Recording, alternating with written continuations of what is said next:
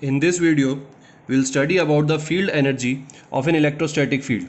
Let us say that we have an external electrostatic field, and inside that field a body of mass m and charge q is kept.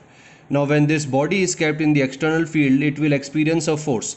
This force is given by Fe, which is the electrostatic force, equals to q into E. This formula we have already studied. So when this force is applied, that means this body will start moving with some acceleration a. So where does this acceleration, where does this velocity come from? Now we know that a body starts moving only when some work is done on it. So we can easily say that this body, the mass m body, is moving because the electrostatic field, the external electrostatic field, has done some work on it. So that work is converted into the kinetic energy of the body. So when we say that the electrostatic field is doing some work, what we mean actually is that electrostatic field has some energy, because energy is the ability to do work. If the field does not have energy, it won't be able to do work. So when the electrostatic field has energy, it does work on the substance, on the charged mass particle, and it starts moving with some kinetic energy. So this energy of the electrostatic field is called field energy. Now let us say that we have a conductor having mass m and a charge, uniform charge of positive nature, is distributed all over its surface. Now we already know that the electric field just outside the surface of the conductor is given by this formula. E equals to sigma upon epsilon naught, where sigma is the surface charge density of the body. Now what will happen, we have already studied that whenever a charge is given to a metal body, that electrostatic repulsion takes place between the charges, and the surface of the body experiences a net outward pressure. So this body will experience a net outward pressure. Now if we assume that this body is of elastic nature, that is, it can change shape, that means when this pressure is applied on the body will try to expand. Now this pressure, electrostatic pressure, is given by sigma square upon 2 epsilon naught. This we have already done. From here, if we put the value of sigma, we will get this value.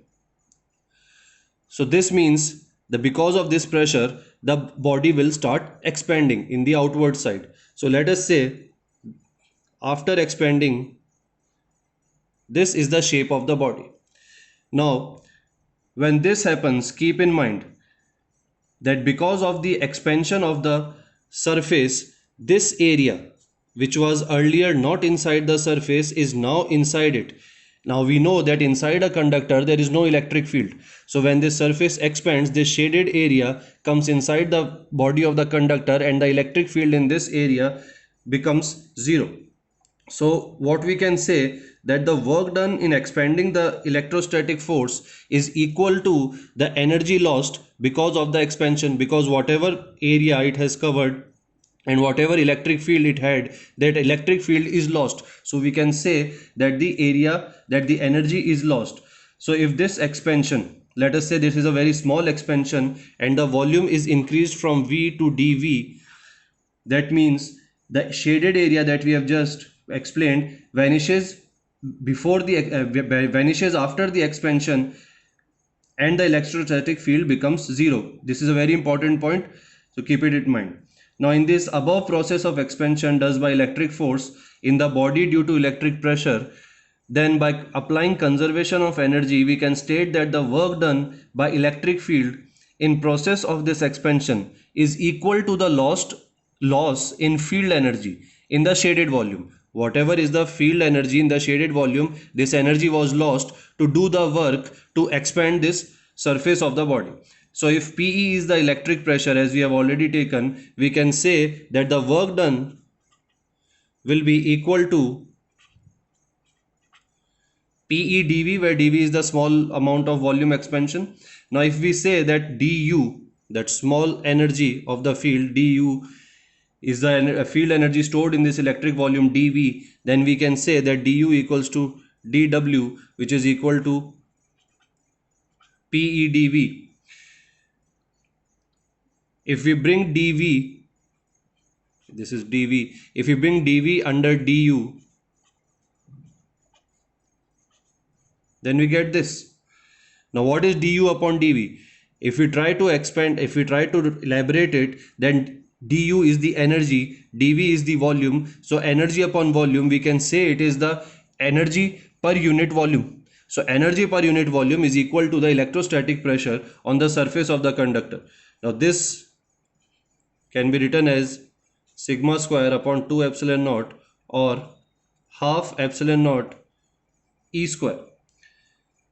This du by dv is generally denoted by small u, and it is called energy density or energy per unit volume.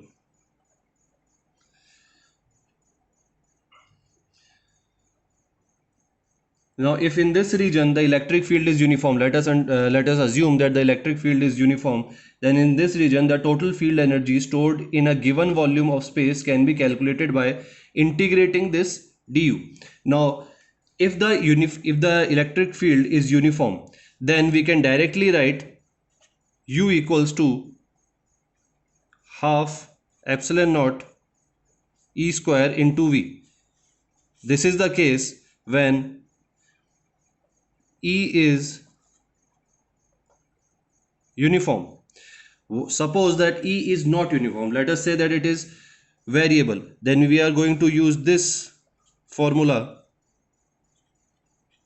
du by dv equals to half epsilon naught E square, and we are going to integrate it. Now u, that the total energy, can be given by the integration of du, which will be equal to integration of half epsilon naught E square dv. Now the limit of integration in the above integral can be substituted by the values given in the question. If we say that there is no boundation of the electric field and it is varying from this surface to the infinite direction, then the limit will be from r, which will be the radius of the conductor, to infinity. This limit can change according to the question. So this will be the value, this will be the energy when the electric field is